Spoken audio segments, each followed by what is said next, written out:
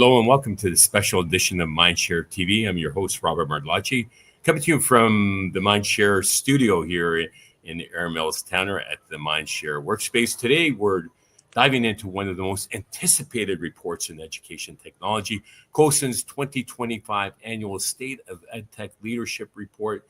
Joining me are two esteemed guests, Dr. Stacy Hawthorne, Chair of CoSN's Board of Directors, a seasoned EdTech leader and advocate for digital equity and innovation, and one of top 20 to watch in EdTech, according to esteemed, and Keith Krueger, the CEO of CoSN and one of the most foremost voices in educational technology leadership in North America. He was just up here at the ECNO conference joining us, and he was recently honored as one of the top 100 influencers by District Administration magazine. Together, we explore the key findings of this report, discussing emerging trends, and offer a sneak peek into the upcoming launch of the Canadian State of EdTech Leadership and Partnership, CoSN and Canadian leaders. Stacy, Keith, welcome to MindShare TV, and thank you for joining me this afternoon. Good to be here. Thank you. Well, let's get into it. Kicking off things, congratulations again on the release of the report. Keith, can you give our audience an overview of the key findings and themes from this year's report? Yeah, and Robert, as you know, we've been doing this for 12 years. So some of the interesting things are we're starting to see longitudinally what's happening. And this is a survey that we do in the US for kind of what we call the chief technology officers of our school districts. And we'll be doing a parallel effort that we've just started in Canada that we can talk about later. But, I think we're starting to get a lot of new data around the impact of artificial intelligence, where school districts are, and we can dive into that. Over the last, 7 or 8 years, cybersecurity is a huge focus and concern. And unfortunately, we found this year that over 60% of school districts don't have any dedicated funding for cyber protection. So that's a concern. And then there's just lots of data at a high level that we can dive in on, kind of from who the people are that are leading this effort and how is that shifting. We've got some really interesting data about, a decade ago, 58% of the leaders, the chief technology officers in the United States, had educational backgrounds. That shifted to 52%. So it's still a hybrid sector in that people have different skills, but it's shifted to being slightly more technical than it was before, perhaps because of the topics we just talked about, things like cybersecurity. Right, fascinating. Stacy, from your vantage point as board chair, and congratulations on that role, what shifts are you seeing in the priorities of district technology leaders this year that compared to last year? Yeah, so, a couple of years ago when AI first came out, we saw so many schools that were banning it and were scared of the technology. And this year we're seeing that more schools are embracing AI, and that really made my heart warm. We've got a quote in the report from the Gardner Institute that by 2028, over 70% of teaching, research, and student-created content at all levels of education is going to be developed with support of AI. So schools have to start to learn how to embrace this new technology. And one of the things that we're seeing with what initiatives do schools have going on related to AI, number one is job embedded training for teachers and staff on how to use it. So that's a really great place to get started. And that's over half of the districts are doing that. So that's amazing. Keith mentioned cybersecurity, huge trend. It's being treated with a little bit more sophistication, I think we're seeing. And it's not just about how we lock things down, but it's about creating that culture of cybersecurity, training at all different levels. So that's a big, deep focus. And then most importantly for me is we see people really working on building the leadership capacity. Budgets are limited, teams are shrinking, and we have to have, in order to have sustainable innovation, that's going to hinge on people, not technology. How are leaders grappling with the balancing of opportunities and challenges around AI. I know some districts are further ahead than others. It's kind of all over the map right now. What are you seeing? Well, I'll take I that. can Go do ahead, it. Stacey. No, you go ahead, Stacy. I'll just talk real briefly if you want to add to that. I would say cautious curiosity is a really good way to put that.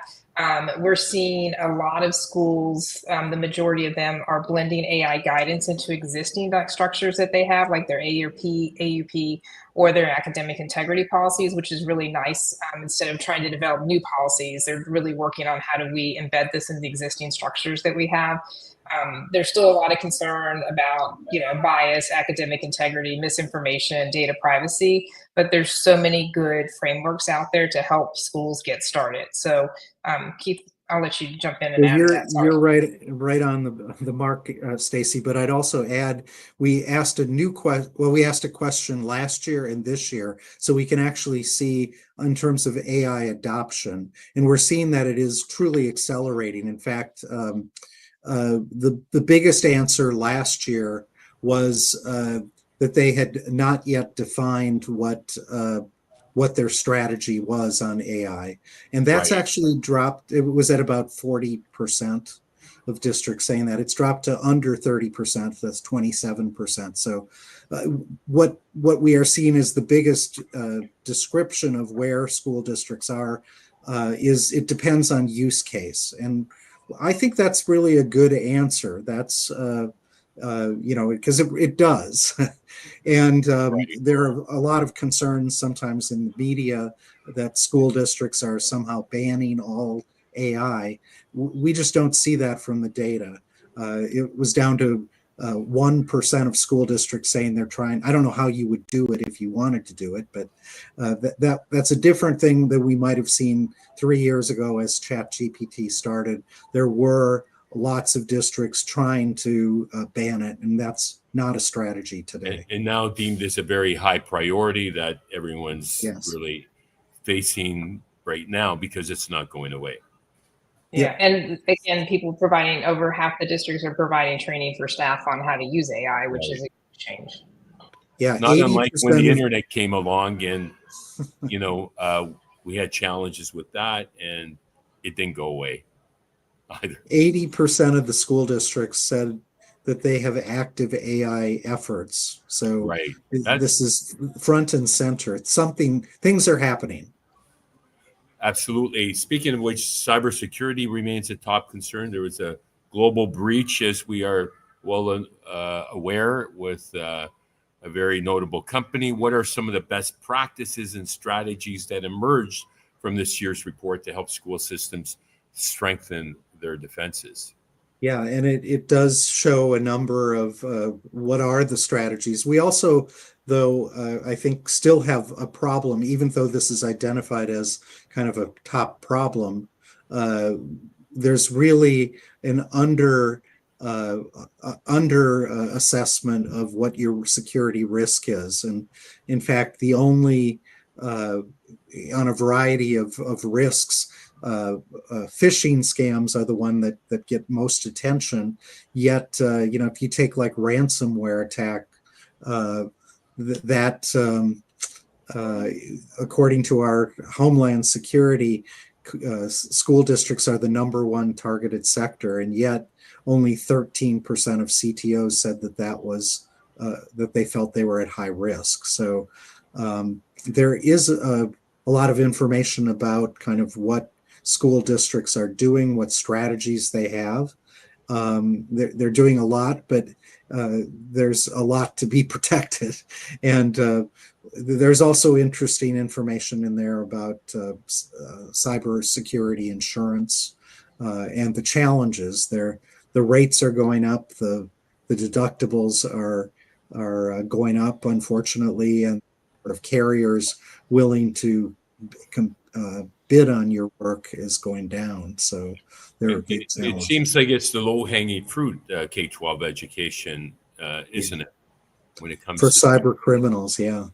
Well, and going back to Keith's point earlier, almost half of the CTOs in the schools are coming from the classroom. So they're educators first and they learn the technology piece of it second. So understanding the hardcore cybersecurity pieces is something that they have to learn as they roll into those jobs. So you're not looking, it helps with the low hanging fruit kind of initiative, because these are people that are Right. educators and they're doing these jobs because they care about kids. And this was data from last year's survey, but we found in the United States that only 1 in 3 school districts had even one full-time equivalent person dedicated to cybersecurity. We have lots Wow. of smaller districts, and it's a real challenge, and it's a huge the reason that school districts are being attacked is they don't have the capacity to really protect the Yeah, data. no, well said. Well, let's talk about digital equity and what progress are we seeing across North America, and where do we still have work to do to ensure every learner has access to high quality digital learning? Yeah, Stacy, I'll jump in. I will say we have seen a significant drop off in the number of school districts that are still supporting mobile and home connectivity versus a couple of years ago, particularly during the COVID era.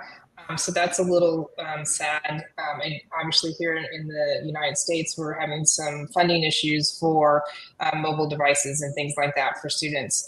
And what we really need to emphasize, equity isn't just about the devices and connectivity. It needs to be a design principle. Access and equity have to be part of the design, not just an EdTech goal. So we're seeing some of the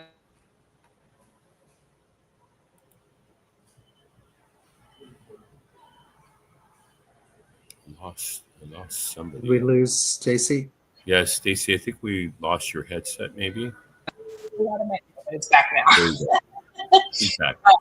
Anyway, we're seeing a decrease in funding for home connectivity, and so that's going to be a big problem because it's not, textbooks aren't physical books anymore. I mean, even just accessing your learning resources requires internet access and a device that's equitable. Yeah, and nowhere or very few places does every student have access from home. According to our CTOs, only 7% of districts were saying that every single student does. So we haven't solved the problem. It may be lower than it was a few years ago, but it's a real challenge as funding gets shifted to other things from addressing digital equity. And what about women in IT? How are you doing? I know it's always been a challenge. There's been a number of initiatives to encourage women to go into STEM and leadership roles in IT. How is that evolving in the U.S.?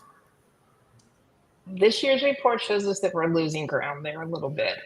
We did have fewer number of respondents this year than normal from some of our rural and smaller locations. So we don't know if that impacted the gender statistics. I am a parent of 2 female scientists, so when I see stuff like that, it makes me worry. But we have lost ground according to the report for this year. And just overall diversity, from 85% of the CTOs in the United States are white, and that hasn't budged over the last decade, despite a number of initiatives. Right. So we've got some work to do in that regard. Yeah. I'm excited. I'm excited to mention one of the reasons you were up in Canada at the CoSN ECNO event session. That Dell is collaborating with you to launch an inaugural State of EdTech Leadership Report later this year. Keith, why is it important to foster the survey has just gone live, and we're working with ECNO and other provincial organizations, as well as Robert, your CIO nationwide effort. We're trying to, this survey, we want to get one person from every school district, whoever is the most senior IT leader, to fill out the survey. And you should hear from your provincial IT organization. If you don't, I'll put send me an email, keith@cosn.org, and we'll make sure that you get that link so that you can fill it out. And it's bilingual, of course, in both French and English. That's really exciting because we've never had such a national survey. As you know, education is provincial and territorial. We don't have a national Department of Education. So kudos to you, Keith and team, for stepping up, and Dell, and showing leadership in that regard. Finally, looking ahead, what advice do you both have for the next generation EdTech leaders and CIOs who are navigating this rapidly evolving digital learning ecosystem? It's a great career pathway. We're in it because it's more about making an impact, not how much money you make. We know many colleagues who have left the sector who've come back because it's very collegial. And, Keith, we've known each other for over 20 years, and I can call you as a friend. And so talk to me about, mentorship and what the future looks like, because us aging baby boomers are exiting in large numbers these days, it seems. Well, I would just say from a career path, we've already pointed out that people start on this path with different backgrounds, and it's really important. I think the thing we would say is, regardless of whether you have an education background or a technical background, or we also see if some people with a business or a data background or come from the military, whatever background you come from, you need to understand those other skill sets, and you need to stay current, which is why we think our CETL certification is so important. I would also say we have, for 20 plus years, argued that technology is a strategic asset, and so we need those leaders at the cabinet level. It's kind of similar to finance, where 30, 40 years ago, there were bookkeepers and accountants. There are still bookkeepers and accountants today, but they all have a chief financial officer. The same is true with technology. You'll have technicians and instructional coaches, but at a strategic level, school districts need to have someone at the cabinet level. And we're seeing that with the data that were from the survey, that increasingly superintendents and school boards are seeing the value of having this kind of strategic advice. Absolutely. And we're seeing, roles as superintendent of IT where, post-COVID, they're sitting at the table, at the big table, making those bigger decisions as opposed to being on the periphery before. So, Dr. Stacy Hawthorne, any thoughts? Yeah, my advice would be stay curious, stay grounded, and stay human. Spoiler alert for those of you that are watching, none of us are in our 20s or 30s right now. So the one thing that we can tell you is that tools will keep changing, but leadership is about building trust, driving vision, and helping people navigate that change. We need leaders who are tech savvy, but they also need to be empathetic, strategic, and ready to build systems that serve individual learners. And just like we're doing here on this call today, build a network, ask for help, lead with humility and courage. And I think that's what will get us through whatever those tech tool changes are. Well said. And I would add that we look a lot younger than we are. How's that? I only rolled out the 20s and 30s. But after I wore the Canadian checkered shirt for you, what you're saying. Yeah, well, thank you, Keith. I showed you great Canadian culture and taking you to Tim Hortons. We had lunch, and we opened the doors that had hockey stick candles. That was a first for me as well, Keith. So that was pretty cool. Well, grateful for your time this afternoon, Stacy and Keith. Thank you both for your incredible insights today. Congratulations again on the 2025 State of EdTech Leadership Report. We look forward to deepening the collaboration with CoSN as we launch into the Canadian EdTech Leadership Report this fall, which we will provide a panel for at the Canadian EdTech Leadership Summit happening October 29th and 30th at the University of Toronto in the great city of Mississauga, next to Toronto. To our viewers, stay tuned. We'll be sharing more updates through this report, MindShare Learning and C21 Canada channels. And until next time, stay healthy, stay safe, and keep the learning curve steep.